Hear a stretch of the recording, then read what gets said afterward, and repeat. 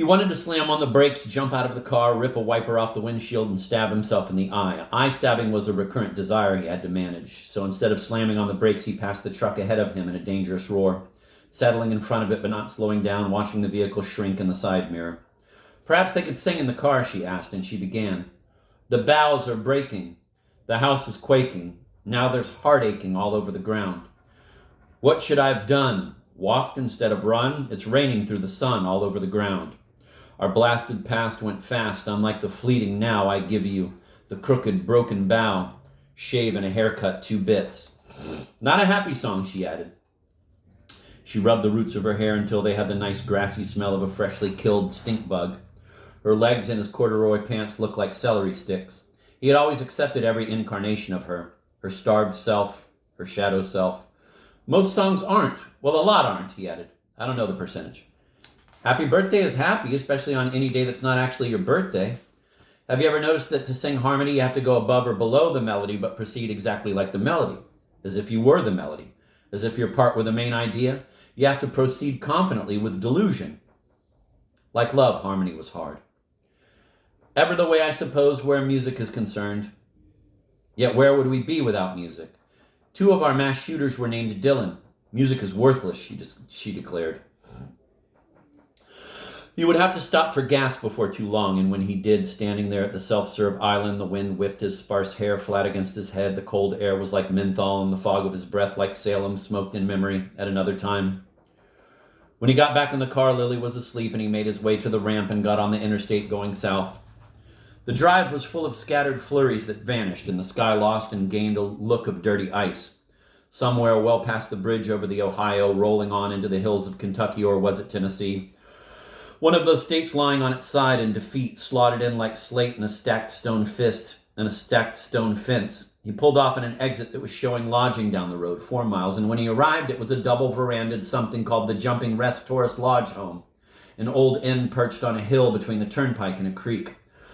On one side of the house was an old privy, and on the other an old metal hand pump for water. Finn pulled in, got out, and opened the passenger's side door. The engine going quiet had woken her.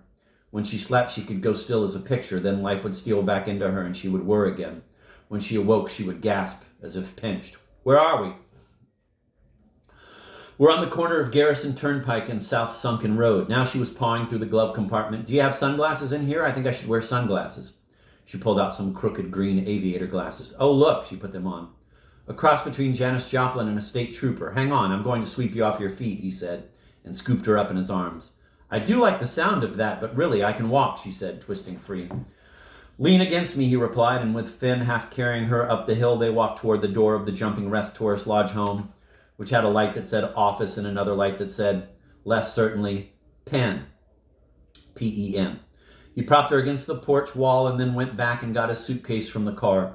The nearby creek appeared to run into a dammed-up pond, and he thought he heard the contralto kazoos of the swans again, the faint adjustments of their wings, resettled like shawls for warmth. He and Lily had not outpaced the flock.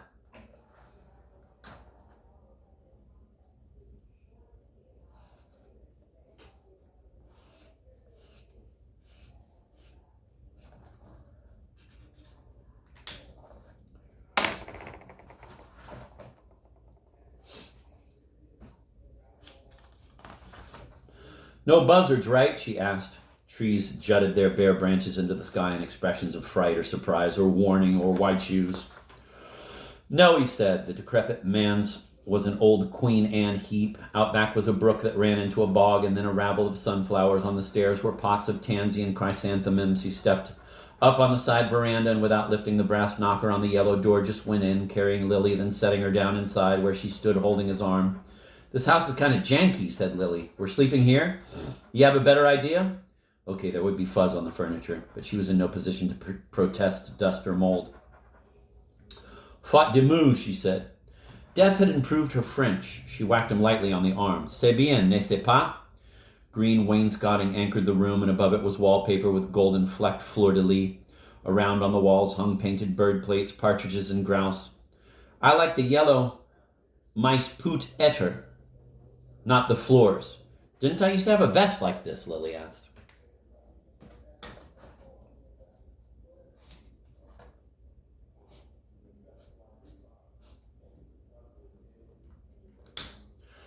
As part of your costume? Yes, the time in the car had made them aspects of one another, a feature and fatality of car trips and love. He grabbed the bag from the porch. What can I do for y'all? Asked a woman rising from her chair. Her desktop sign read, "No sick people." She wore a lilac sweater and her hair was the velvety gray of hearth ash. But underneath the sweater, Finn could see she was dressed in fancy black, lacy like a spider, or a merry Italian widow, or an unhappy mother of the bride. Her face was pleated with creases. "We need a room," said Finn.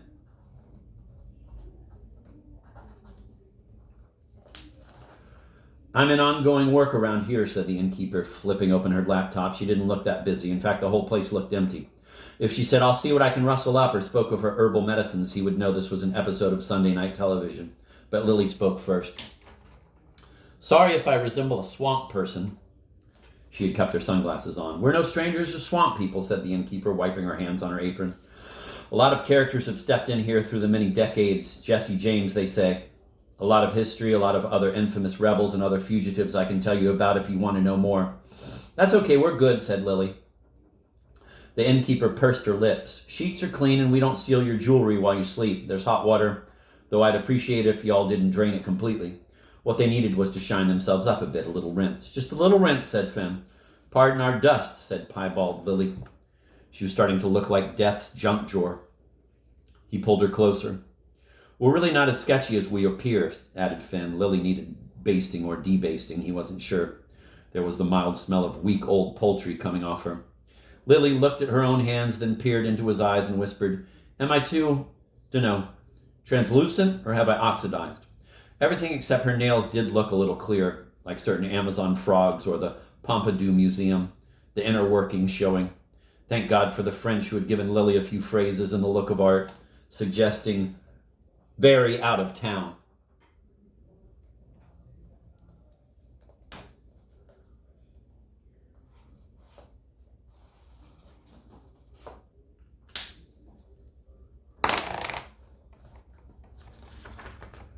The innkeeper studied them, and Finn could see perhaps how Lily seemed to others. Was the bruising simply moulage? Man, she doesn't stop.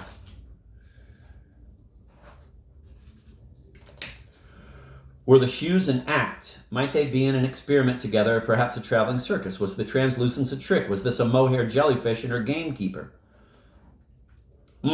Said the innkeeper. She opened a drawer and drew up some paperwork. She swiped Finn's visa and a plastic flatbed imprinter. Few electronics here, but for the laptop. "What is the name of this town?" asked Finn.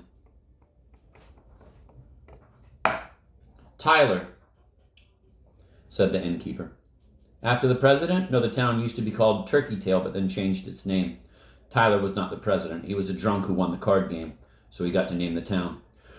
She swiped the Visa card again and stared down, then handed the card back to Finn. "That dog won't hunt. You got another card, or we do take cash. Also gold, silver, Bitcoin, and Bitcoin Cash."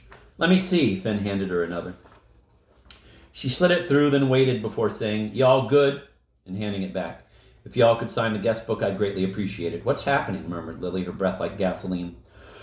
Wind roared stormily around the house, rushing into the window sashes, transforming them briefly into flutes. "Kind of like a recital room," said the innkeeper. A version of Fur Elise almost filled the air, though it was probably turkey in the straw.